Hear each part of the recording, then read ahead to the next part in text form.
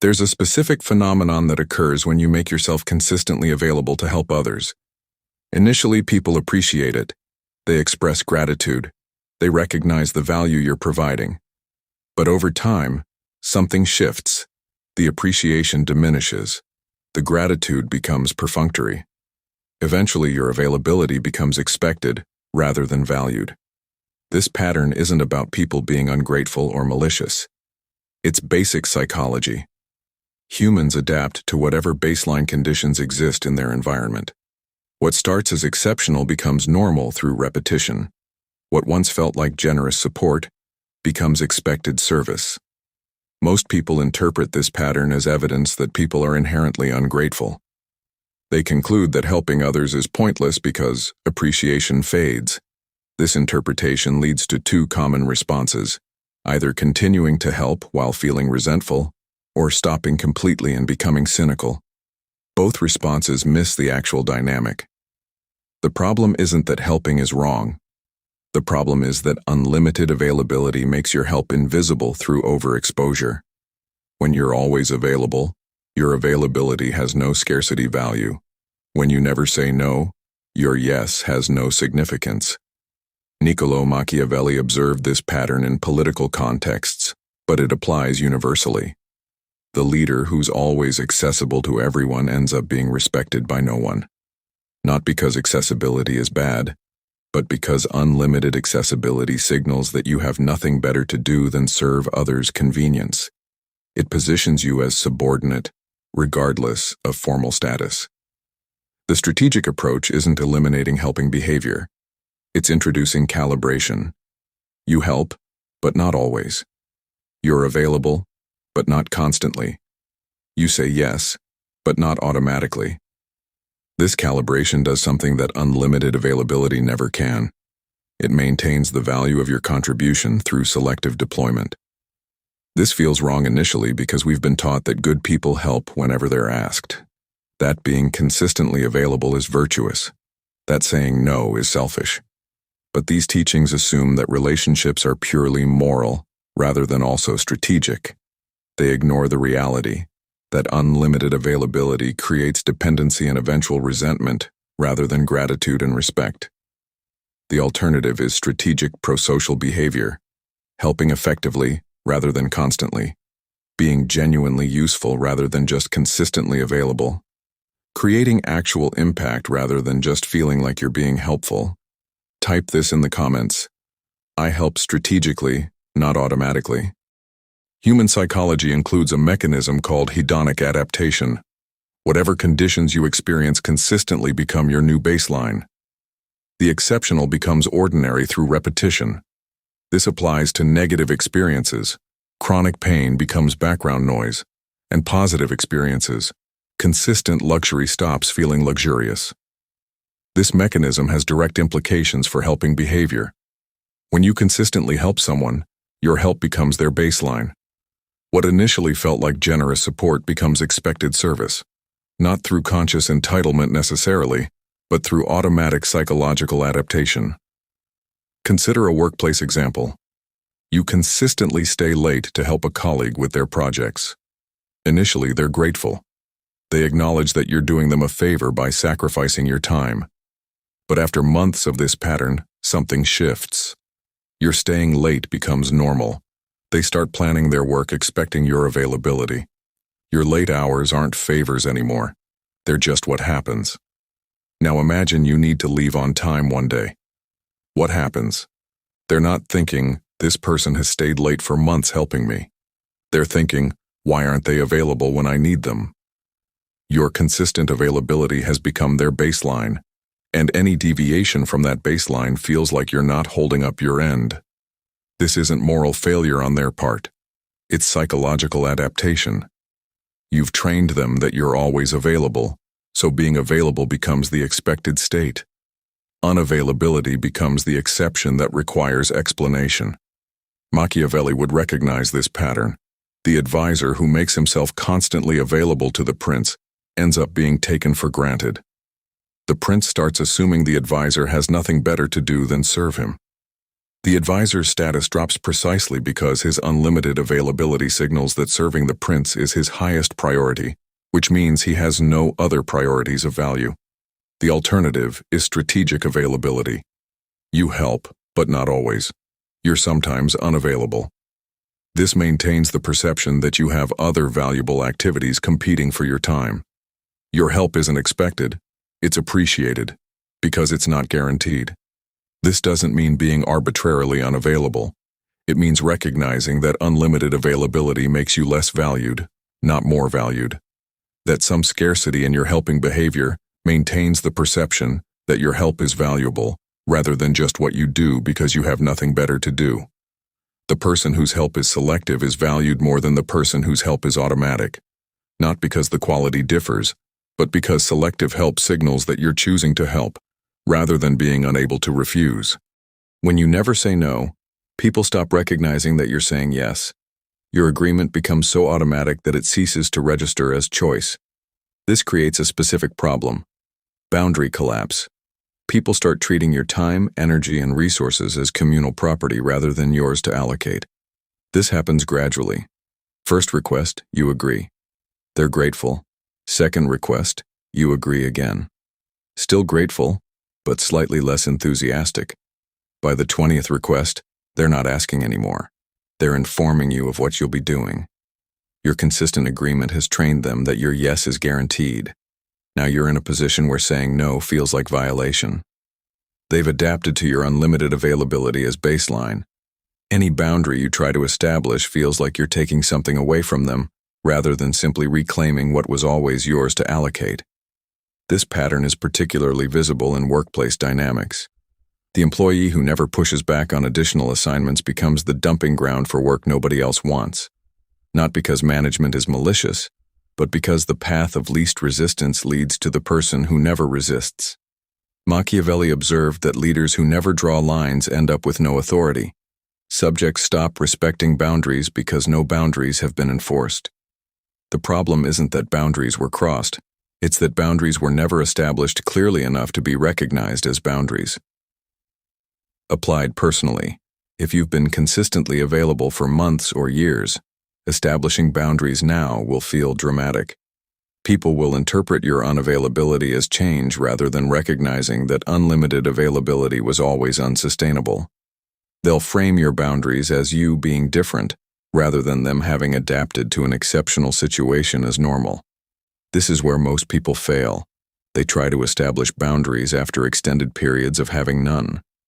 The resistance they encounter feels like proof that boundaries are wrong, rather than recognition that they're correcting an unsustainable dynamic. The strategic approach is establishing boundaries early, before the adaptation pattern solidifies. You help selectively from the beginning. You're sometimes unavailable. This sets baseline expectations that your availability is valuable but not guaranteed. Later, boundary enforcement isn't change. It's consistency. The person who establishes boundaries early maintains them easily. The person who establishes them late fights resistance every time. Not because boundaries are wrong, but because late boundaries disrupt adapted patterns. Strategic environments reward unpredictability in specific ways. When people can reliably predict your responses, they can plan around you.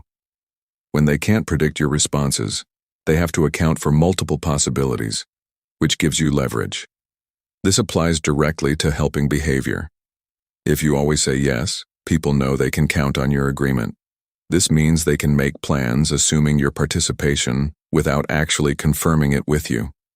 Your predictability makes you a known variable they incorporate into their planning.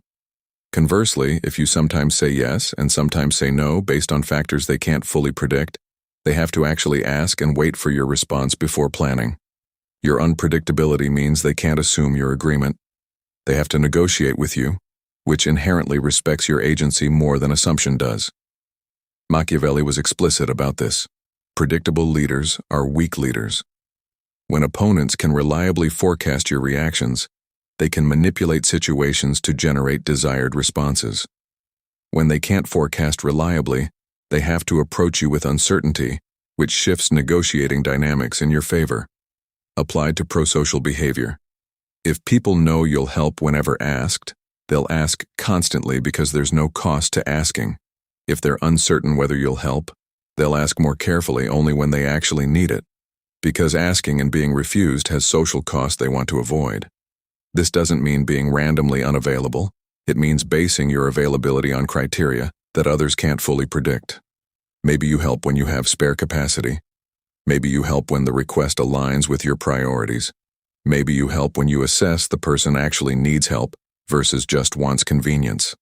The specific criteria matter less than the fact that you have criteria, that you're not automatically available, that your help requires actual consideration rather than being default response.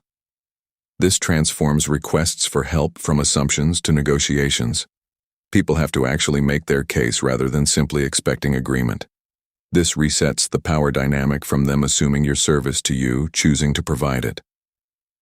The predictably helpful person gets taken for granted. The selectively helpful person gets respected. Same amount of help provided, potentially, but completely different perception. Most people operate with implicit reciprocity expectations. If you help someone, you implicitly expect they'll help you when you need it. This seems fair and is often the social contract that makes communities function. But there's a problem. Unlimited helping breaks reciprocity. When you help someone repeatedly without them reciprocating, a specific psychological shift occurs. Instead of feeling indebted, they start feeling like this is the natural order. You're the helper. They're the helped. This isn't reciprocal, it's hierarchical, and you're not in the higher position. Consider the dynamic. You consistently help someone with their problems. They rarely help with yours. Initially, you might think they're just busy or will reciprocate later. But over time, the pattern solidifies. You help them. They accept help. Neither of you expects reverse flow anymore. What's happened? You've trained both of you that the relationship is one-directional. You're the resource provider. They're the resource consumer. This isn't mutual support. It's service provision. And service providers don't get reciprocal support. They get payment or thanks, but not mutual aid. Machiavelli would recognize this as fundamental status negotiation. The one who consistently gives without receiving is establishing themselves as subordinate. Not through explicit hierarchy, but through behavioral pattern. The message sent is, my resources exist to serve your needs. That's not a reciprocal relationship. It's a patron or client relationship with you as client. The problem is that once this pattern is established, trying to claim reciprocity feels presumptuous. When you finally need help and ask for it, they're surprised. You're usually so self-sufficient. They've adapted to you being the helper, not someone who needs help. Your request disrupts their mental model of the relationship. This is why reciprocity needs to be established early. If someone helps you, you help them back relatively quickly. This establishes mutual aid as the pattern. If you consistently help without them helping back, you establish hierarchical service provision. The strategic approach is calibrated helping. You help, but not so much that reciprocity becomes impossible. You maintain rough balance, so the relationship remains mutual rather than becoming one-directional. This requires saying no sometimes, not because you can't help, but because unlimited helping destroys reciprocity. The person who helps everyone constantly without reciprocity becomes a resource, not a partner. The person who maintains reciprocal balance remains an equal. This matters more in the long term than the quantity of help provided. Unlimited helping creates straightforward resource problem. You run out. Time, energy, money, emotional capacity, all finite. When you allocate these resources without limit to others' requests, you deplete your own reserves. This seems obvious, but people consistently underestimate it. They commit to helping without accounting for cumulative cost. Each individual instance seems manageable, but combined, they exceed capacity. Result: burnout, resentment, reduced quality of help provided. This has secondary effects that people miss. When you're depleted from overhelping, you can't help effectively when it actually matters. The person who's always available becomes unavailable precisely when genuine crisis occurs because they've exhausted themselves on non-critical requests. Machiavelli understood resource management as fundamental to sustained power. The prince who depletes his treasury on every request becomes unable to respond to actual threats. The general who commits all troops to every skirmish has no reserves for decisive battles. Applied personally, if you help with every request, you have no capacity for situations requiring serious investment. Your unlimited availability for minor matters makes you unavailable for major ones. This is backwards. You should be conserving resources for high-impact situations rather than depleting them on low-impact ones. The strategic approach is triage. Not every request deserves yes. Some are genuinely important. Some are convenience masquerading as need. Some are problems people should solve themselves. Distinguishing between these and allocating help accordingly maintains your capacity for situations that actually warrant it. This requires comfort with saying no. Not cruel no, but clear no. I can't help with this. No elaborate explanation.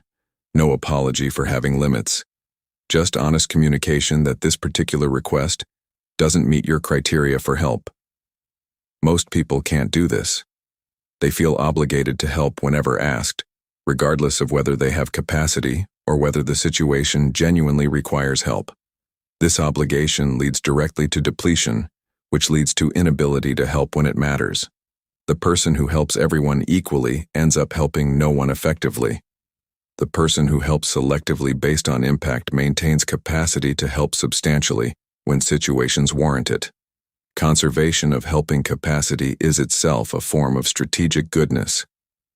There's significant gap between appearing helpful and being genuinely useful. Many people optimize for the first without realizing it's often opposite of the second.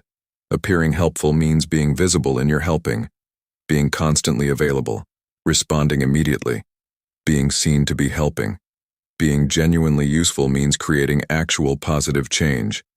This sometimes requires being unavailable, taking time to think rather than responding immediately, saying no to bad ideas, providing hard feedback rather than comfortable reassurance. The person optimizing for appearance says yes frequently, helps immediately, stays consistently available.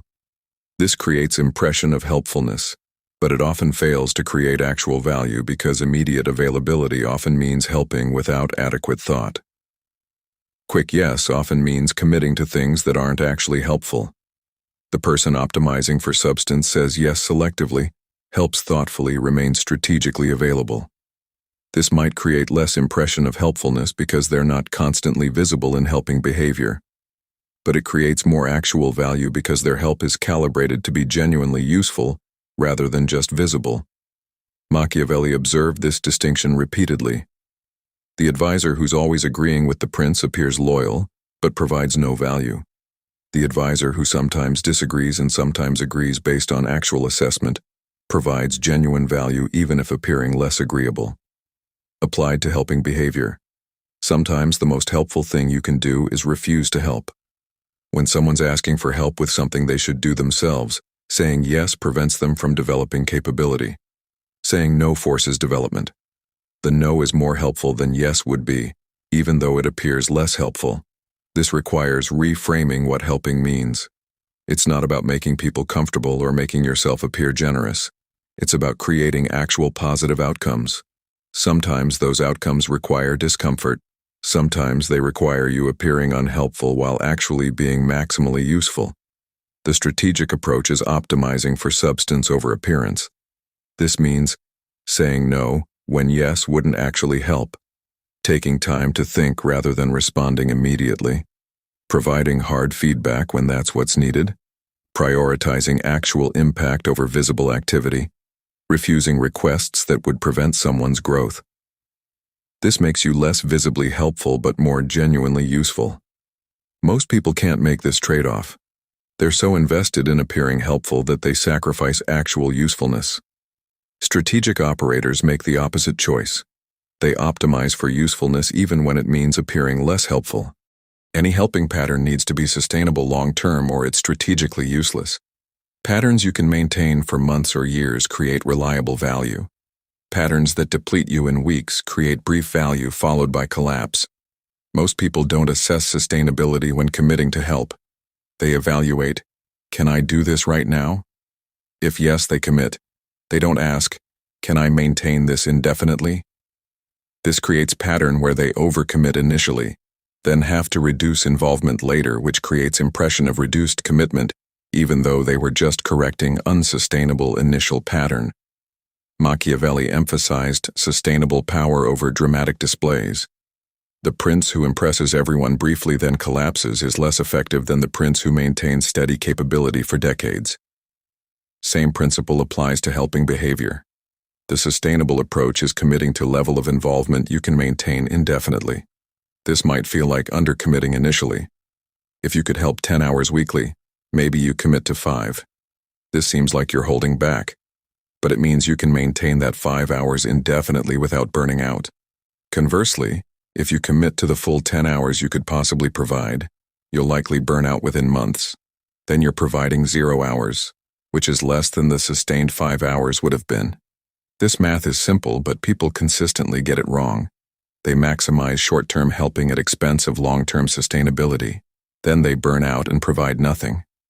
The reduced commitment they refuse to establish voluntarily gets imposed by exhaustion. The strategic operator establishes sustainable commitment level up front. This might disappoint people expecting maximum effort, but it means reliable long-term contribution rather than dramatic short-term contribution followed by collapse. This requires honesty about your actual capacity, not theoretical maximum capacity if everything goes perfectly.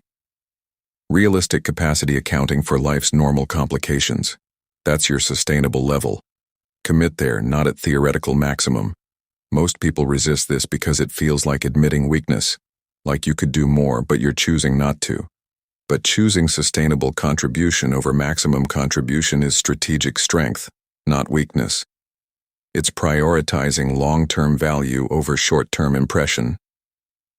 The person who maintains steady contribution for years provides more total value than the person who provides maximum contribution for months, then burns out. All of this might create impression that strategic helping means being calculating or withholding. That's not accurate. It means being thoughtful about where and how you deploy limited helping capacity for maximum positive impact. This requires several capabilities working together. First, assessment of genuine need versus convenience seeking. Some requests represent actual need where your help creates meaningful value. Some represent someone preferring your effort over theirs. Distinguishing these and prioritizing genuine need is strategic helping. Second, evaluation of your capacity to help effectively. Sometimes you could help, but you're not the right person for this particular need. Sometimes you're stretched too thin to help well. Honest capacity assessment prevents committing to help you can't deliver well. Third, consideration of sustainability. Will this be one-time help or ongoing commitment? If ongoing, can you maintain it? If not sustainable, maybe declining upfront is better than committing then failing to maintain. Fourth, reciprocity assessment. Is this relationship mutual or becoming one-directional? If one-directional, should you rebalance by helping less until they help more? Fifth, impact evaluation. Will this help actually create positive change or just temporary relief? Sometimes refusing help that only creates temporary relief opens space for solutions that create lasting change. Machiavelli would recognize this as strategic thinking applied to prosocial behavior. You're not eliminating helping, you're optimizing it. Concentrating effort where it creates maximum value. Declining situations where your help wouldn't actually help. This integration creates pattern where you help significantly when you do help, but you don't help automatically. You're known as someone whose help matters rather than someone who's always available. Your yes means something because you also say no. This reputation is more valuable than reputation for unlimited availability. People respect help that's selective because scarcity creates value. They take for granted help that's automatic because abundance destroys value. The final integration is comfort with being seen as less helpful than you could theoretically be. You could help more. You choose not to because helping more would mean helping less well, helping unsustainably, or helping in ways that don't create genuine value. This choice requires confidence that you're optimizing correctly. That strategic selective helping creates more value than unlimited reflexive helping. that you're being genuinely pro-social by being thoughtful rather than automatic. Most people can't make this integration. They equate helping with saying yes automatically. Strategic operators equate helping with creating value thoughtfully. The pattern is clear. Unlimited pro-social behavior creates problems rather than solutions. Adaptation makes your help invisible. Boundary collapse makes you taken for granted. Predictability makes you manipulable. Failed reciprocity makes relationships hierarchical. Resource depletion makes you unavailable when needed. Appearance optimization makes you visible but useless. Unsustainability means your help collapses. Strategic pro-social behavior avoids these problems through calibration. You help, but selectively. You're available, but not constantly. You say yes, but not automatically. This calibration maintains the value of your contribution while avoiding the pathologies that unlimited helping creates. This requires reframing what helpful means. It's not about making yourself maximally available. It's about creating maximum value. These aren't the same. Maximum availability often means minimal value per interaction because you're spreading capacity too thin. Strategic availability means higher value per interaction because you're concentrating effort where it matters. Machiavelli operated in environments where uncalibrated helping behavior was fatal. The prince who tried to satisfy everyone ended up satisfying no one. The leader who made himself constantly available ended up respected by no one. Modern environments have lower stakes usually, but the dynamics remain. The practical implementation is straightforward. Develop criteria for helping. Not everyone, not automatically. Based on actual need, your capacity, potential impact, reciprocity balance, and sustainability. Apply these criteria consistently. Say yes when criteria are met. Say no when they're not. This will feel uncomfortable initially because you're probably habituated to helping automatically. People will notice the change. Some will respect it, some will resist it. Their resistance is information. They preferred you as unlimited resource rather than as person with boundaries. The strategic approach is maintaining your boundaries regardless of resistance. Over time, people adapt to your selective availability as new baseline. They stop assuming your help. They ask more carefully. They appreciate your help more because it's not guaranteed. Type this commitment. I optimize for impact, not availability. If this framework provided value, engage and share. Most people conflate helping with unlimited availability, which makes them useful to everyone while serving no one well. Strategic helping concentrates effort where it creates maximum value. That's genuine pro-social behavior, not just appearance of it.